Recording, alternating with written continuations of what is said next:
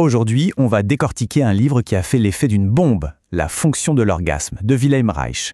Un ouvrage qui, vous allez voir, ne parle pas juste de sexe, mais prétend avoir découvert le moteur même de la vie, une sorte d'énergie vitale fondamentale. Bon, on entre directement dans le dur. Cette phrase, c'est vraiment la pierre angulaire de toute sa pensée. Pour Reich, le processus sexuel, ce n'est pas juste un aspect de notre existence, c'est carrément le modèle de tout processus vivant et créatif. C'est une idée assez vertigineuse quand on y pense. Parce que oui, le point de départ, c'est le corps et l'énergie, mais l'arrivée, c'est la structure de notre société. On va suivre ce fil, de la biologie de l'individu jusqu'à la politique, pour comprendre comment, selon Reich, un corps bloqué mène à une société malade. Alors, commençons par le commencement, ce fameux concept de l'orgasme. Pour Reich, ce n'est pas juste un pic de plaisir, non, c'est l'expression la plus pure d'un cycle énergétique qui anime absolument tout le vivant. Et là, on touche au cœur de sa théorie, la puissance orgasmique. Attention, ce n'est pas ce qu'on imagine. Il ne parle pas d'une simple jouissance. Il parle de la capacité à lâcher prise complètement, à laisser le corps décharger toute l'énergie accumulée dans des convulsions qu'on ne contrôle pas. C'est un abandon total. Pour bien comprendre ça, Reich oppose deux mouvements fondamentaux. D'un côté, le plaisir, c'est l'expansion, le mouvement vers l'extérieur, vers l'autre, vers le monde. De l'autre, l'angoisse. Là, c'est tout l'inverse, c'est la contraction, le repli sur soi. Et selon lui, toute notre vie oscille entre ces deux pôles biologiques. Et ce cycle, il le résume en une formule quasi universelle en 4 temps. Tension mécanique, puis charge bioélectrique, ensuite décharge électrique, et enfin relaxation. Pensez-y. Tension, charge, décharge, relaxation. Pour lui, ce n'est pas seulement le sexe, c'est le rythme de base de la vie elle-même. Très bien, mais que se passe-t-il quand ce beau mécanisme s'enraye?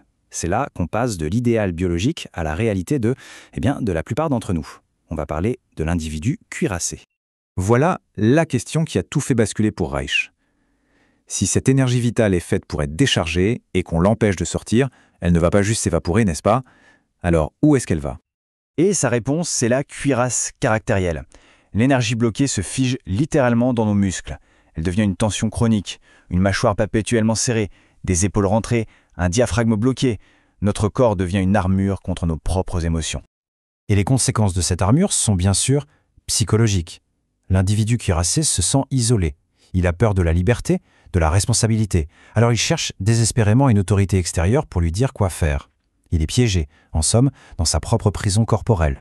L'image que Reich utilise est très parlante. C'est une image géologique. La cuirasse se forme par couches, comme des strates de sédiments. Chaque conflit, chaque peur, chaque frustration non résolue ajoute une couche de rigidité. Notre passé ne reste pas dans le passé, il est inscrit, actif, dans notre corps, ici et maintenant. Alors, la question à 1 million, comment est-ce qu'on se débarrasse de cette armure? Reich ne s'est pas contenté de la théorie, il a développé une thérapie pour littéralement faire sauter les verrous. Sa méthode s'appelle la végétothérapie. L'idée est simple, mais radicale. Si le problème est physique, la solution doit l'être aussi. On ne va pas juste parler des problèmes, on va travailler directement sur le corps, sur les tensions musculaires, pour libérer ce qui est coincé en dessous. Le processus est très méthodique. On commence par le haut du corps, les yeux, la mâchoire, et on descend, segment par segment. En appliquant des pressions, en travaillant sur la respiration, on fait remonter les émotions enfouies, la rage, la tristesse, la peur. Le but ultime, libérer ce qu'il appelle le réflexe orgastique, cette ondulation de plaisir qui devrait parcourir tout le corps. Et d'ailleurs, il suffit d'écouter notre langage pour voir à quel point cette idée d'armure est ancrée en nous. Toutes ces expressions, serrer les dents, garder la tête haute, se ressaisir, ce sont des instructions directes pour contracter nos muscles et construire notre cuirasse. Maintenant qu'on a vu comment l'individu s'enferme dans son armure, on va élargir le champ. Parce que pour Reich, c'est inévitable. Une somme d'individus cuirassés ne peut former qu'une société malade, elle aussi cuirassée. Le concept central ici, c'est l'angoisse du plaisir. Ce n'est pas juste une idée, c'est une peur physique du lâcher-prise, de la sensation de plaisir qui parcourt le corps.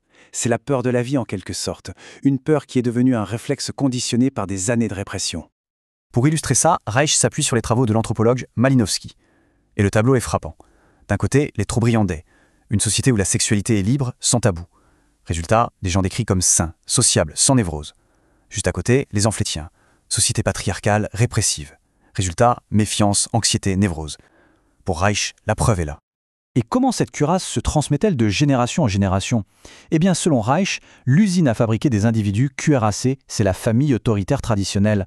C'est là qu'on apprend à l'enfant à réprimer ses pulsions naturelles, sa curiosité sexuelle, pour en faire un adulte obéissant et soumis à l'autorité. Et cette analyse débouche sur la partie la plus explosive de son œuvre, son interprétation du fascisme. Pour lui, le fascisme n'est pas qu'une idéologie politique, c'est le symptôme ultime d'une société ravagée par l'angoisse du plaisir. Cette phrase résume tout. Le fascisme, c'est un cocktail détonnant. On prend des idées vieilles comme le monde, réactionnaires, la nation, la famille, l'autorité, et on y injecte une charge émotionnelle énorme, une énergie révolutionnaire qui vient de toute la frustration accumulée par les masses. Et, boum, ça donne le fascisme. Reich s'amuse alors à décoder la propagande.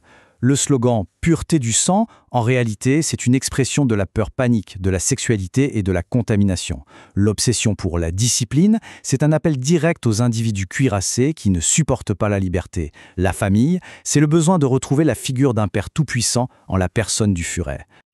La conclusion de Reich est terrible. Le fascisme n'a pas été imposé de l'extérieur. Il a surgi de l'intérieur même des masses, de leur propre structure caractérielle, de leur incapacité à gérer la liberté et de leur besoin profond, quasi physique, d'une autorité qui les guide. On termine avec cette question qui est finalement le cœur du message de Reich. Si notre capacité à aimer, à ressentir du plaisir est directement liée à la santé de la société, alors être libre, ce n'est pas juste une question de droit de vote, c'est une question de corps, d'énergie, de vie. Une idée qui, même aujourd'hui, reste profondément subversive.